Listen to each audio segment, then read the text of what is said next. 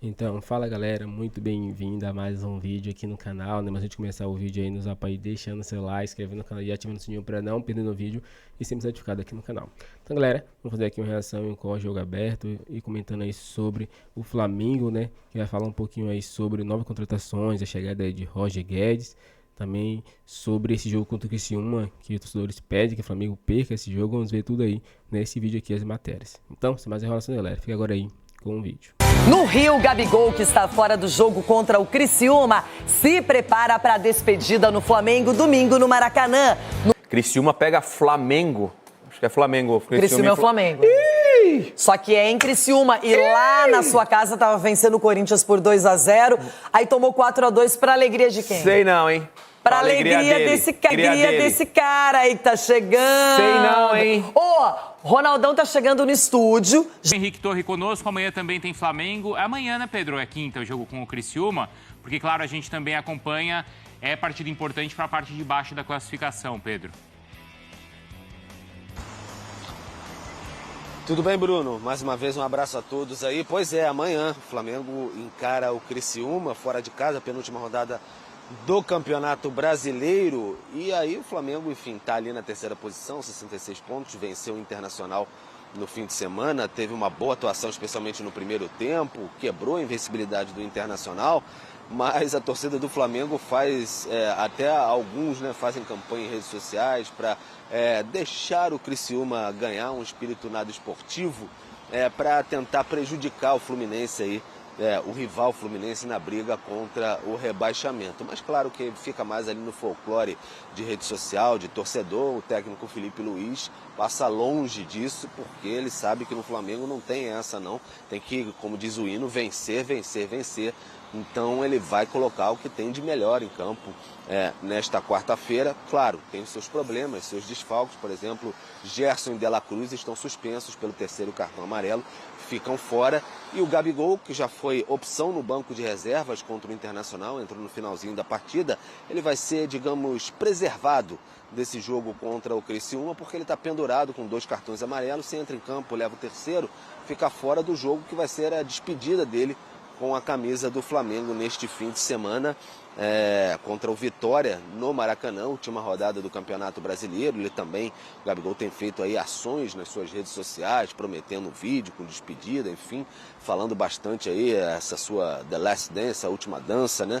Então tá meio nesse clima emocional de despedida do Gabigol, mas antes tem esse compromisso contra o Criciúma, e o Flamengo planejando aí também quem vai ser o substituto do atacante para a próxima temporada. Como revelou o jornalista Rodrigo Matos no UOL, o Flamengo separa aí 20 milhões de euros para contratações no geral na próxima temporada no seu orçamento, desde que faça uma venda ou façam vendas, né, que totalizem 30 milhões de euros. É essa a expectativa do Flamengo. E lembrando, na próxima segunda-feira, aqui atrás na Gávea, vai ter a eleição para saber quem vai ser o próximo presidente a partir do dia 10 de dezembro de 2024, que vai definir bastante o futuro do Flamengo. Bruno. A temporada vai terminar, mas a vida do repórter que cobre o Flamengo não vai ficar mais fácil, não. Tem essa eleição ainda. Obrigado, viu, Pedro?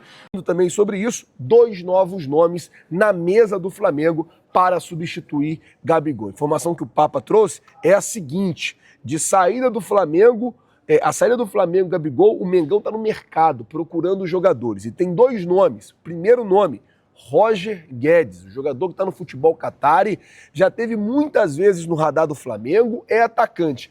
Eu acho que o Roger Guedes, ele é muito mais um atacante de lado do que um atacante na proposta que o Flamengo precisa contratar.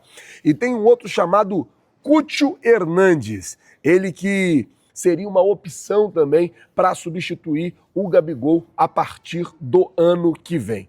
Fato, vamos falar de fato. Segunda-feira tem a eleição no Flamengo. O substituto de Gabigol só vai ser decidido pelo novo presidente. Se vai ser o BAP, se vai ser o Rodrigo, se vai ser o Maurício, nós não sabemos. Mas quem vai decidir o substituto de Gabigol, quem vai decidir o jogador que vai substituir o Gabigol no Flamengo, com certeza não será o presidente Rodolfo Landim, e sim um novo presidente do Mengão. Feira tem 2 jogos extremamente importantes pelo Campeonato Brasileiro, que pode definir aí o título, inclusive, do campeonato para o Botafogo. O Palmeiras pode atrasar o título ou até mesmo ainda ser campeão. O Palmeiras pega o Cruzeiro, o Botafogo pega o Internacional. Quem vai se dar bem nessa rodada? Vocês podem ir lá na KTO, o link está aqui na descrição. Lembrando que é só para maiores de 18 anos. Vamos para as informações, galera. Antes de mais nada, quero fazer um elogio ao técnico Felipe Luiz por novamente saber se comunicar muito bem com o torcedor do Flamengo em uma entrevista coletiva. Se os treinadores soubessem a importância de uma entrevista coletiva, eu tenho certeza que eles dariam mais valor a esse momento. Por quê? É o momento que eles podem conversar com o torcedor. E quando eu digo conversar com o torcedor, obviamente não é na maneira literal, mas é aquele momento que ele pode passar o recado dele para os torcedores. O jornalista está ali apenas para fazer perguntas e aí ajudar o torcedor a entender o que o treinador deseja fazer. E o Felipe Luiz, ele foi muito bem. Você pode não concordar com o que ele diz, mas ao menos você entende qual é a dinâmica de trabalho dele, o que ele tentou fazer, o que ele quis fazer. E, enfim, novamente uma entrevista coletiva muito boa, ele elogiando os jogadores, elogiando os volantes. Enfim, acho que o torcedor rubro-negro ele tem que ficar extremamente otimista pelo futuro. Independentemente de quem vença a eleição, isso aí está notório. Quem vencer a eleição não vai demitir o Felipe Luiz, muito pelo contrário, vai mantê-lo. Todo mundo já falou isso abertamente. E tá certo, tem que manter. Porque se ele está conseguindo fazer um bom trabalho, mesmo diante de todas essas adversidades, elenco com muitos jogadores lesionados, desfalque a todo momento, chegou no meio da temporada, pegou um deserto ali de ideias no time do Flamengo e mesmo assim ele está indo muito bem.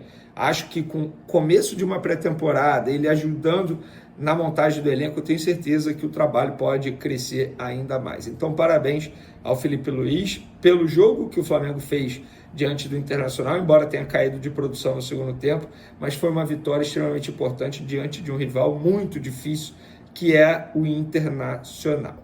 Vamos para as informações, galera. O fisioterapeuta do Flamengo, Márcio Puglia, deu uma entrevista à Flá TV e ele explicou de maneira detalhada qual é a situação de cada jogador que está no departamento médico e os prazos de retorno desses atletas. Vamos lá. Everton Cebolinha, abre aspas para o Márcio, fisioterapeuta do Flamengo. O Everton está respondendo muito bem às progressões que estão sendo feitas de fortalecimento e carga de trabalhos específicos, porque a gente vai trabalhando a reabilitação do tecido e levando isso para a especificidade do futebol, ou seja, começa de forma indoor, de forma mais controlada e começa a transferir isso para o campo. Essas 2 etapas são muito importantes e o que a gente está vivenciando agora é exatamente isso. Já estamos com ele no campo, então ele já está terminando a etapa de transição com a fisioterapia e iniciando a transição com a preparação física, provavelmente ao longo das próximas semanas. A ideia é que chegue na pré-temporada numa condição boa para estar fazendo, teoricamente, parte com o elenco. Talvez com alguns ajustes ou outros que são necessários para quem está retornando de lesão. Arrascaeta, um atleta com um procedimento um pouco mais simples no aspecto de reabilitação, mas que também requer cuidados. As respostas dele aos estímulos que vêm sendo dados estão sendo muito boas. Ele está só com umas 2 semanas de reabilitação. É um processo para 4 ou 6 semanas. A gente acredita que o tempo que tem com ele também vai ser o suficiente para chegar na pré-temporada bem junto com os demais atletas.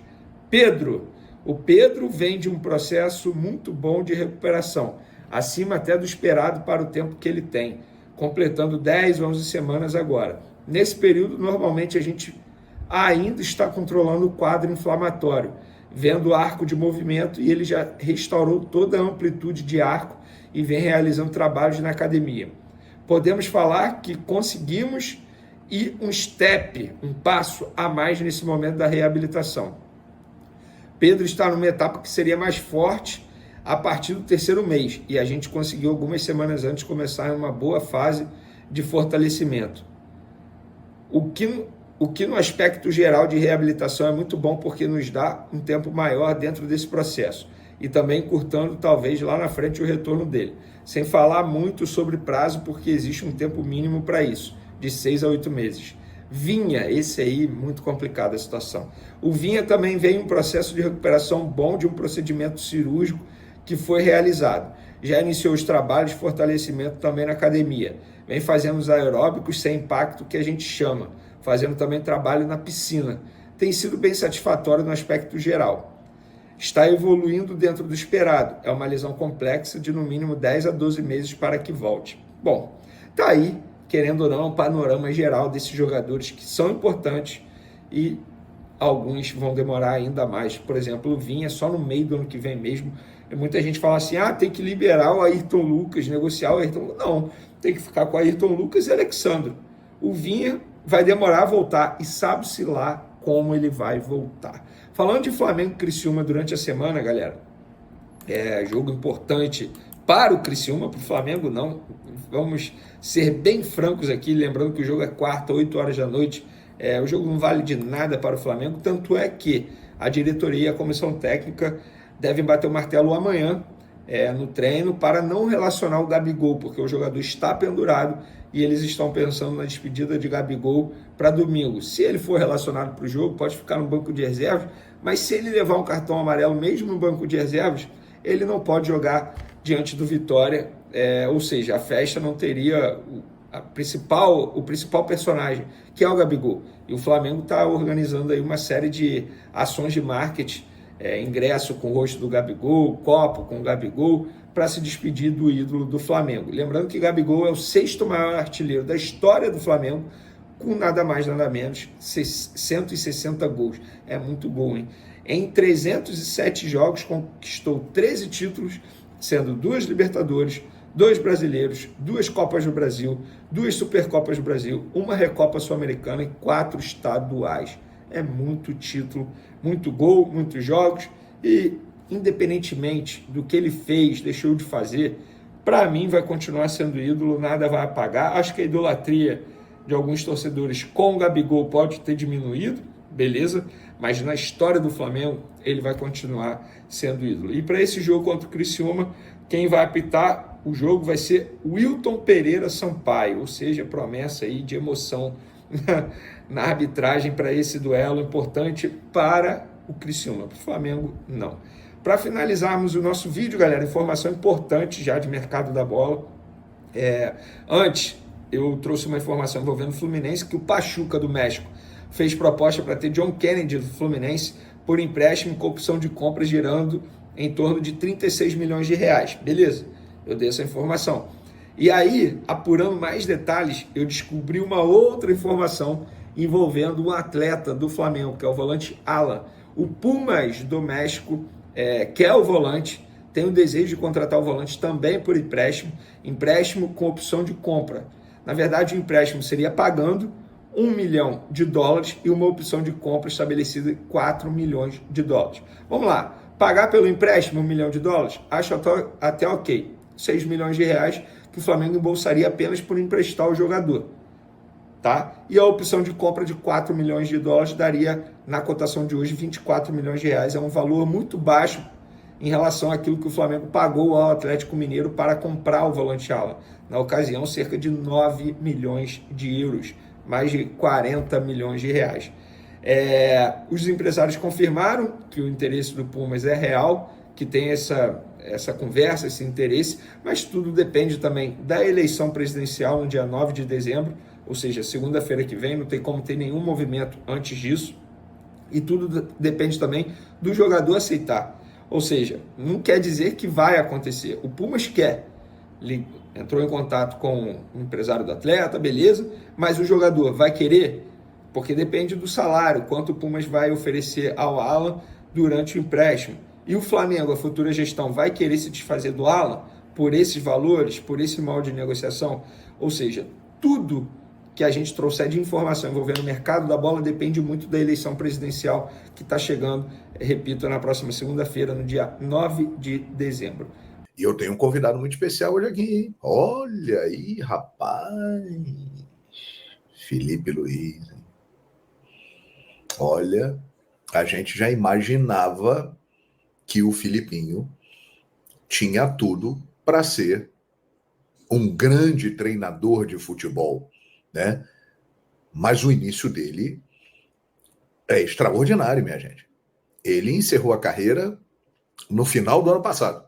Aí, no início desse ano, ele assume o Sub-17 do Flamengo. Aí, 3 meses depois, ele vai para o Sub-20 do Flamengo. E aí, ele chega ao profissional do Flamengo e as coisas começaram a acontecer. Eu vou trazer para vocês aqui os números do Felipe Luiz como técnico de futebol. Presta atenção aí. Vejam só, até agora, desde quando começou a carreira, nas 3 categorias, Sub-17, Sub-20 e profissional, Felipe Luiz tem 43 jogos, 30 vitórias, 6 empates e 7 derrotas. No total, os times dele marcaram 92 gols e levaram 39. Agora, pegando aqui o recorte do time profissional do Flamengo. Copa do Brasil, ele foi campeão. 4 jogos, 2 contra o Corinthians e 2 contra o Atlético Mineiro.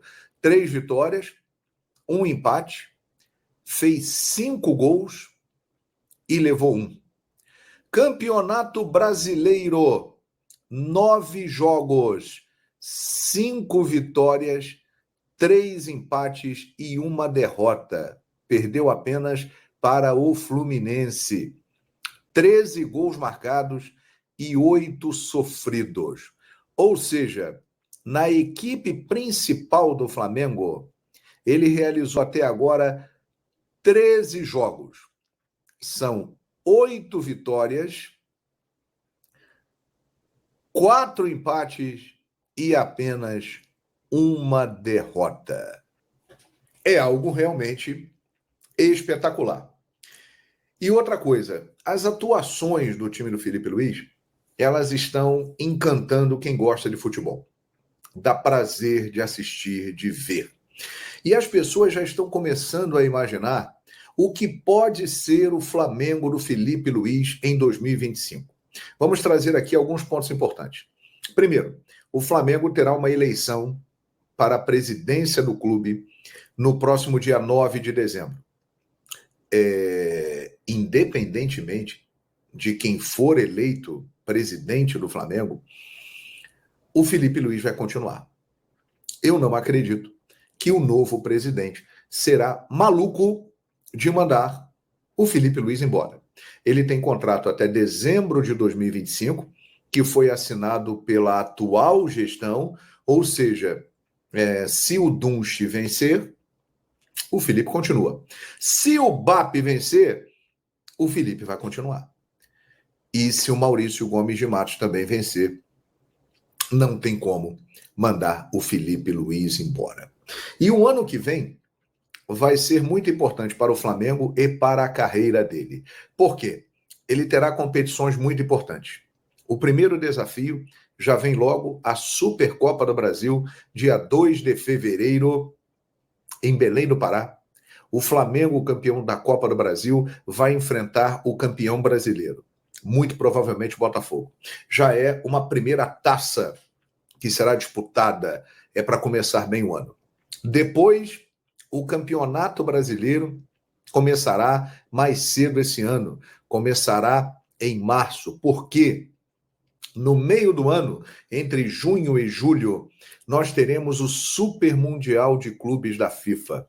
E esse aí é um ponto que chama a atenção.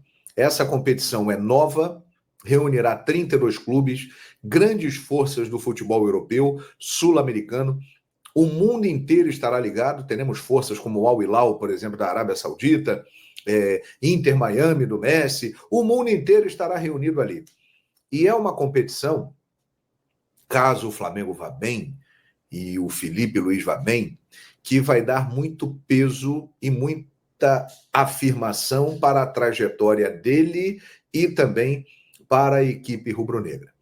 Não dá para a gente esquecer da Libertadores da América. Felipe terá a oportunidade de dirigir o Flamengo numa Libertadores. Ganhar o Campeonato Brasileiro é algo que o Flamengo não consegue desde 2020 e se tornou uma obsessão no clube. Entre outros desafios importantes. O Flamengo de Felipe Luiz vai mostrando no final de 2024 que tem tudo para fazer um grande 2025. Vejam só, a equipe com alguns desfalques importantes, Pedro, Vinha, Cebolinha, Luiz Araújo, os 3 primeiros devem voltar apenas no ano que vem, o Pedro mais para o meio do ano, Arrascaeta só volta no ano que vem, operou o joelho, Luiz Araújo está em fase final de recuperação, o Felipe Luiz receberá esses jogadores agregando aos que ele tem hoje. Alguns sairão, Davi Luiz não deve permanecer, Gabigol vai embora, outras peças virão, principalmente para repor a saída de Gabigol, e ele terá um elenco completo, que tem jovens se destacando. Everton Araújo, o Wesley, o Léo Ortiz é um jogador que tem cobiçado aí a atenção e desperta muito interesse de muita gente, mas o Flamengo não deve vender jogadores até a disputa do Super Mundial no meio do ano que vem. O Felipe, com uma sequência de trabalho, com este final de 2024, tendo esses jogadores todos à mão e outras peças importantes que chegarão, olha, eu não tenho a menor dúvida de que o Flamengo entrará em 2025 como candidato a ganhar o Brasileiro, a Libertadores da América, a Copa do Brasil, o Campeonato Carioca, e pode fazer um bom Super Mundial, uma boa campanha. Título, acho muito difícil, mas pode fazer uma boa campanha indo muito longe na competição. Felipe Luiz está resgatando algo que a torcida do Flamengo sentia falta. Um time ofensivo, intenso, que não para de atacar o adversário, que não dá sossego ao rival, coisa que o Flamengo de Jorge Jesus fazia. E o Felipe está conseguindo isso, e de uma maneira que pode ser até melhor, porque ele terá muito mais peças para trabalhar do que o JJ teve lá no ano de 2019. Felipe Luiz, cada vez mais, vai se tornando uma realidade como treinador. E 2025 promete será o ano da afirmação dele como técnico de futebol, e o Flamengo pode se dar muito bem com isso. Concorda comigo? Deixa aí o seu comentário, sua opinião, vamos juntos, vamos...